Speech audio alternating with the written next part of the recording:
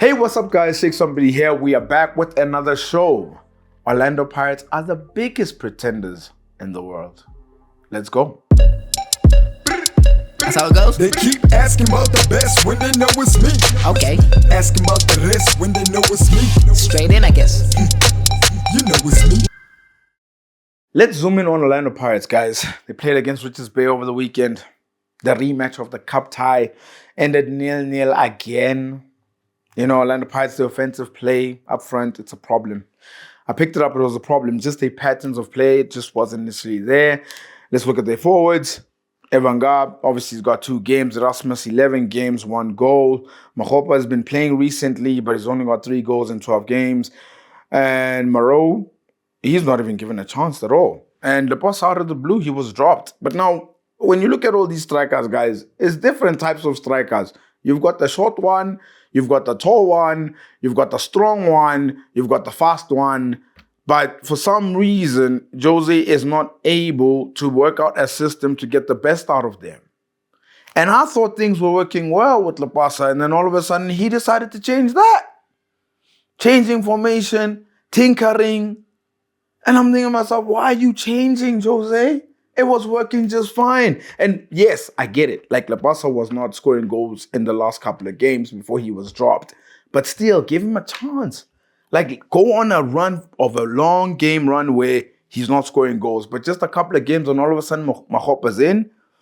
I know a lot of people, when I speak to them about Orlando Pirates, they're like, yeah, but last season, they also started like this. They were slow. And I'm just like, so we must just accept that they're going to finish second and they're going to be 16 points behind Mamelodi Sundowns again. We must just accept that because they're going to start slow and they're going to finish off the season fast.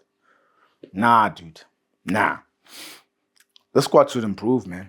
And Jose should improve it without a shadow of a doubt. And I don't think they could finish second this season because SuperSport is really running hard. And also, Jose, I think you're a good coach, man.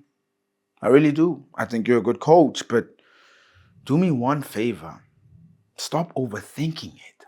Covers a whole lot of football. A SAFJA member asks all the hard questions at the press conference. Soccer Laduma journalist Delmain Faver. I decided to ask him the hard question. So Vele Kune came to training drunk? Another guest on Playing the Field with Shakes, somebody that I highly respect, covers football in masses, a SAFJA member, asks the hard questions at press conferences. Now we ask him, the Soccer Laduma journalist, Delmain Faver, how you doing? Thanks, how's it, my brother? So good to be speaking to you guys. Likewise, big respect for what you're doing on your show. And also to all of the people who'll be watching. How's it, guys? No, always a pleasure, man.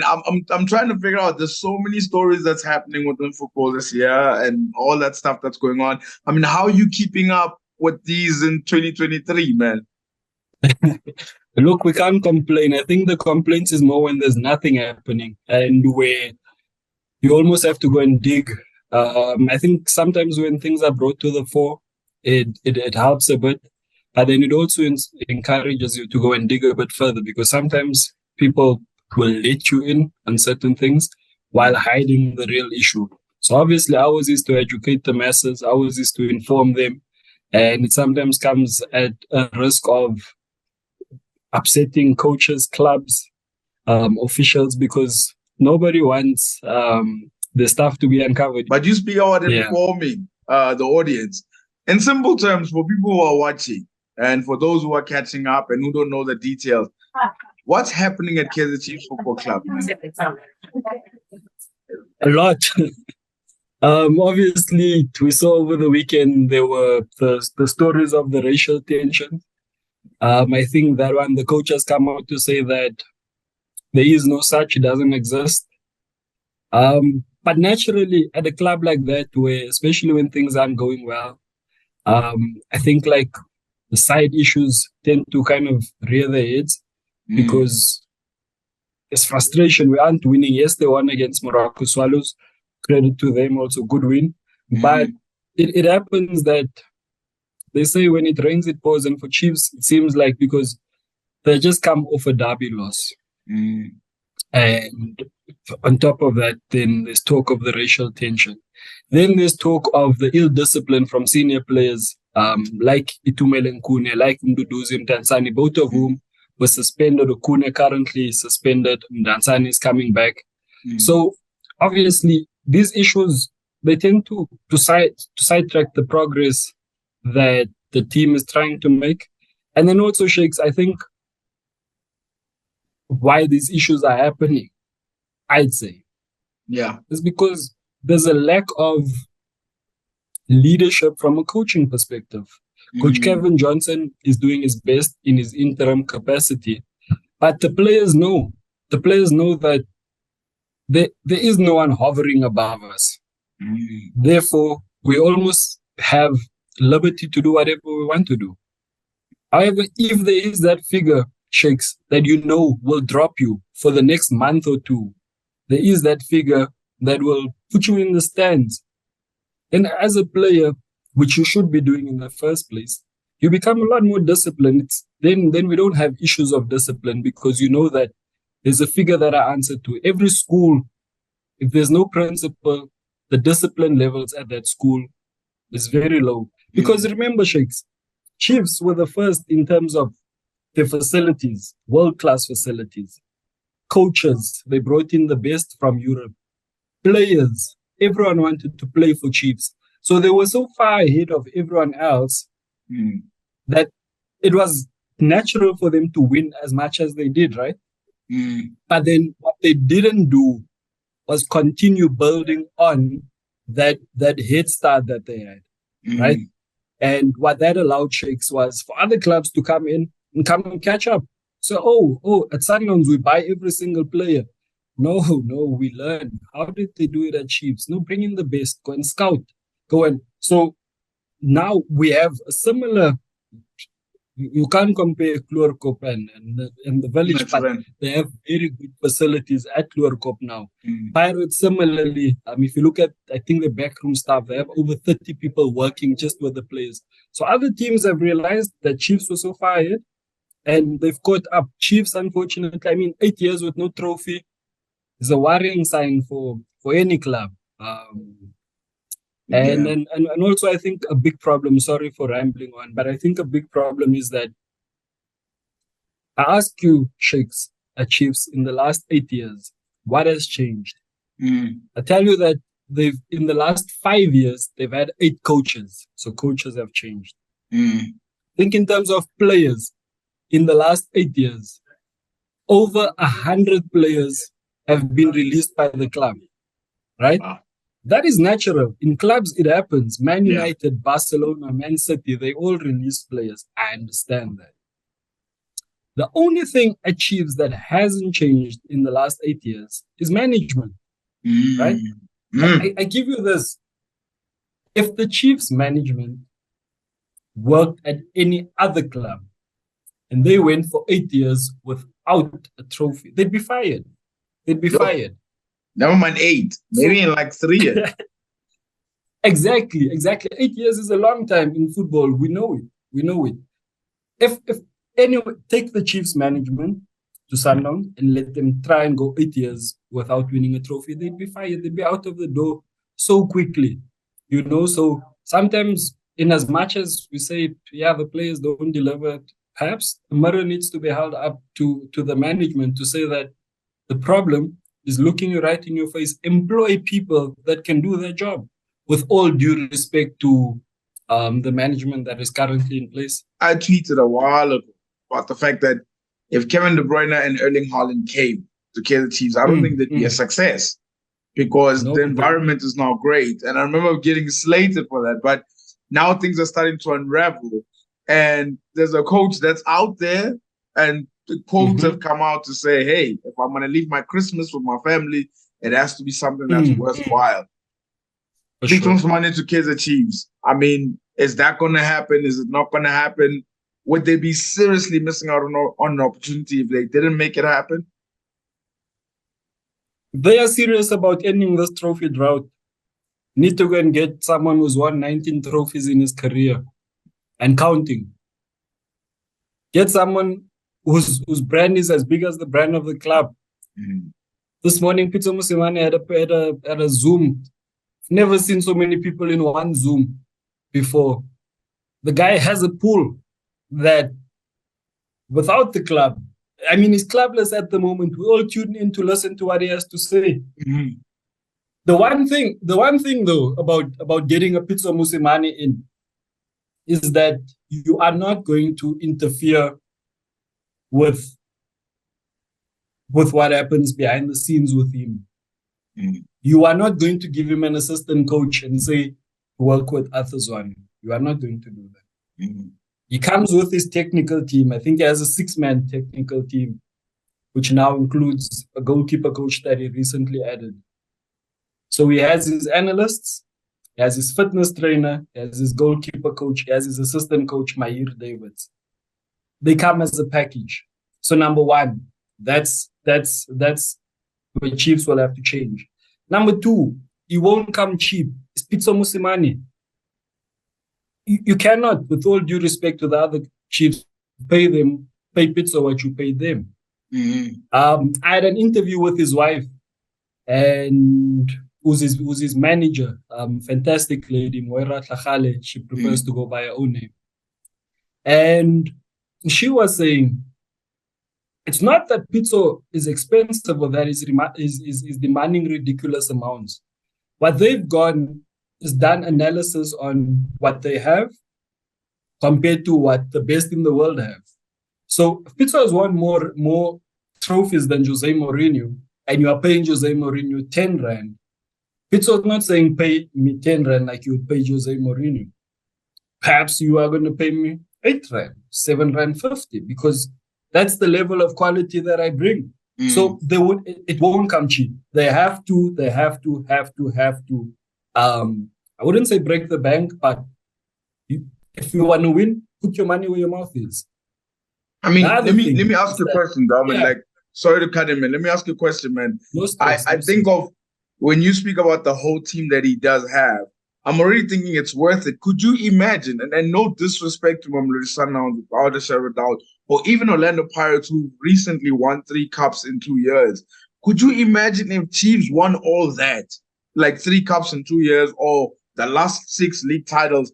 How much marketing and stuff would be on, like, I mean, if you pay Pitso's money, the 7 rand that you claim, you could easily make that back in 2 seasons or a season if you win just 1 cup only because of who Kaizer Chiefs is. Exactly. So perhaps the one issue that they could have is that he speaks his mind, which sometimes could be a PR nightmare for them. So yes, marketing genius. You guys are winning cups. Everyone wants to be associated with the winning team. Everyone wants, and remember that switched brands, which also it needs some time to acclimatize. Fans still need to get accustomed to that in terms of like the technical apparel. But what you are going to lose in PR, because Pitso won't keep quiet. If the referees are against him, he'll say it. If there's interference from management, he'll come out in a post-match press conference and say it. You know? So yes, PR nightmare, but marketing genius, footballing genius. He'll get the things right. And look, man, and you're right. I totally agree with you with regards to that. I mean, before I do jump on to Orlando Pirates, Pitso Mosimane, will he ever be Kaizer Chiefs head coach, in your opinion, yes or no? I hope so. I won't say yes or no. I'm saying I hope so. It's a match made in heaven. Here's in football heaven. Here's a guy who needs a team. Here's a team who needs a coach. Bringing them together could be something special. 100%. Now, as for Orlando Pirates, as I did say, 6 goals in the last 13 games in all competitions. What's going wrong at Orlando Pirates, man, in your opinion? I think they need to rediscover what they were doing that got them the 3 cups in 2 years. Pirates play good football. I think besides Sundowns, they play the best football in the league. They're well coached. I love Coach Jose Rivero. From the time he came in, there were questions, Coach, are you a plumber? Then he's like, I don't know what that is. And then he goes about destroying that notion completely, you know? And what's going on at the club currently reminds me of what was going on last season. Last season, they had a similar run. I think it was also 5 goals in 11 games. It was a poor stat. What they did was they quietly went out and they got Scott Chickledy, who's working with some of the best strikers in the world. I mean, Harry Kane amongst his clients, Ollie Watkins, Harvey Elliott of Liverpool. So these players, and if you look at their returns, they use Scott, right? And their returns were insane. So when Pirates went to Scott last year, everyone started scoring. I think then they were averaging 3 goals per game. Jukamanja, sensational after Scott was there. Saleng, sensational when Scott was there, you know. So when I had done an interview with Scott, I said to him, what happened? How did you? And it was within a matter of weeks where he changed everything around. And he said to me, my job is not to improve the strikers. My job is to remind them what they are good at. I think they've forgotten what they are good at. And I'm speaking about everyone in that front line.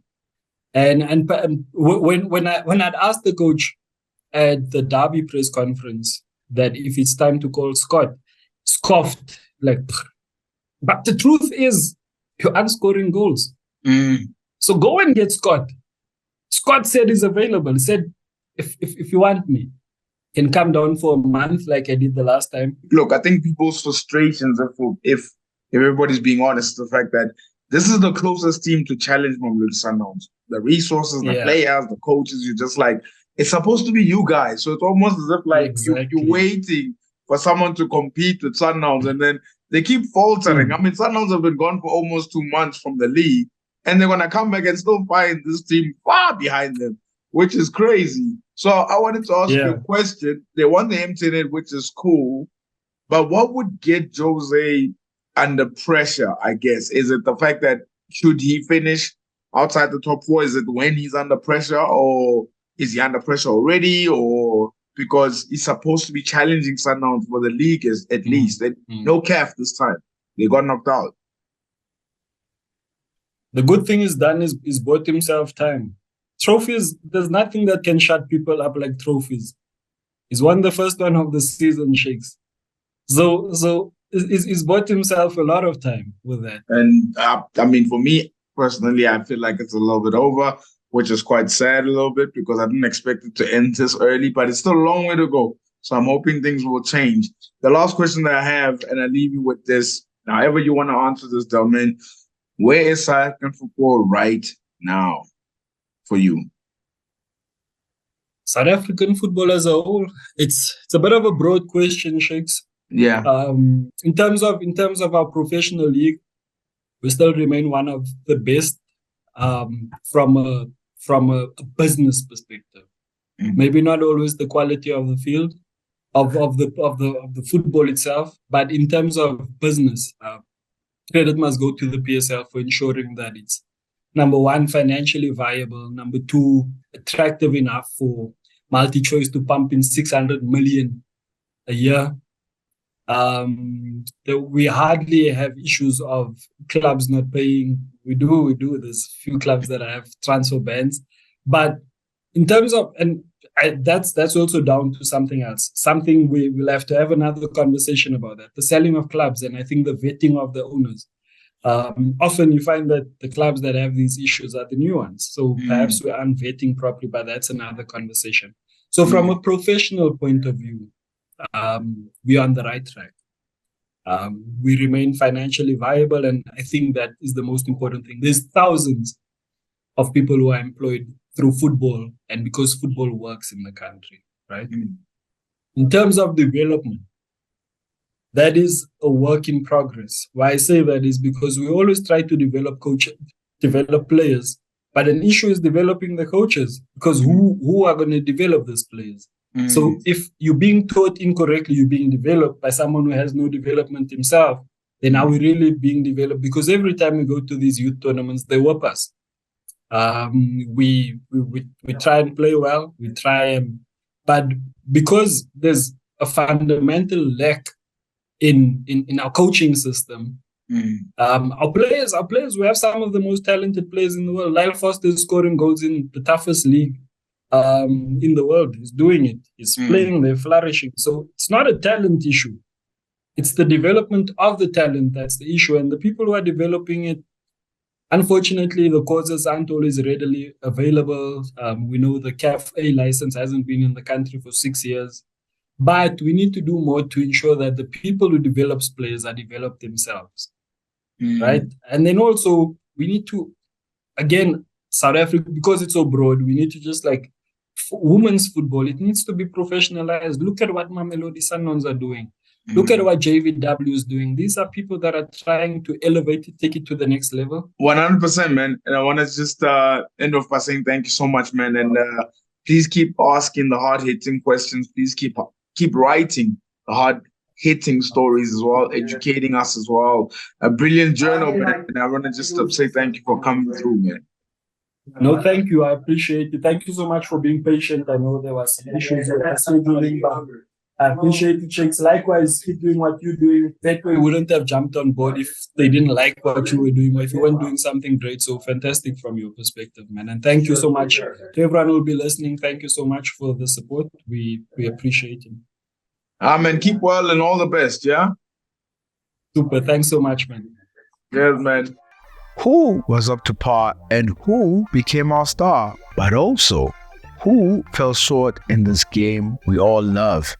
Let's find out on Moegoe of the Week. The star of the week has to go to Cape Town City. 5 wins in a row from Eric Tinkler's men. Who's on top of the league, guys? It's not Mamelodi Sundowns, not anymore. It's Cape Town City. Sublime star of the week. Moegoe of the week. It's the Spanish guitar. The Orlando Pirates coach. Hey, that guitar's not playing, eh? The strings are just a little bit... Because I just look at that squad, man, and you can't even get that squad to score goals. Hey, I blame you for this one. Moegoe of the week. It's time for Bet of the Week. Get ready to win big by placing the right bets on the right games. The UEFA Champions League is back, yes, and it has to be on this week's bet slip. Feyenoord going up against Atletico. I've gone with over 2.5 goals. Sevilla going up against PSV, over 1.5 goals. My beloved Arsenal against Lens. I've gone with an Arsenal straight win. Bayern against Copenhagen. Kane does the business and Bayern win. Real Madrid against Napoli, over 2.5 goals. And last but not least, Aston Villa against Legia Warsaw. Aston Villa straight win. The odds, 7.47. 7 times my money back. You don't want to miss out. And if you don't, click on the link below. Remember to practice responsible betting at betway.co.za. We've come to the end of the show, guys. I got one question for you, though. It's the Carling Knockout Cup this weekend. Who's going to be watching that? Don't forget to like and subscribe and hit the notification bell so you're notified for future episodes.